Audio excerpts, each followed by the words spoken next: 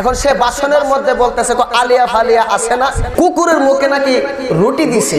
আর এই কথাটার তীব্র নিন্দা আজকের এই মাহফিল থেকে আমরা জানাই।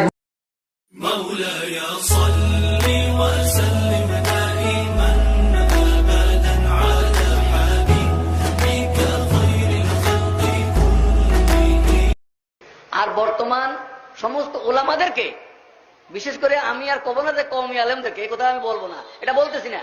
আমি বলতে চাই ওলামায়ে হক্কানি না, এইটা করলে তোর দোষ নাই। ওই আলিয়া মালিয়া তো রাগ হতে পারবে না, পারবে নাকি? ওলামায়ে হক্কানিদেরকে একত্রিত করতে চাই। এবার হজেও কিন্তু আমি প্রত্যেকটা কাজ একটু হেকমতের সাথে করতে পারলে ভালো হয় না? আমি আমার যাকে পছন্দ তাকে নিছি, যারা চিৎকার করতো তাদেরকেও সাথে নিছি। কি জন্যে? যে নামাজের সময় যেটা কুত্তো ঘেউ ঘেউ করে, নামাজ নষ্ট হয় না, কুত্তটা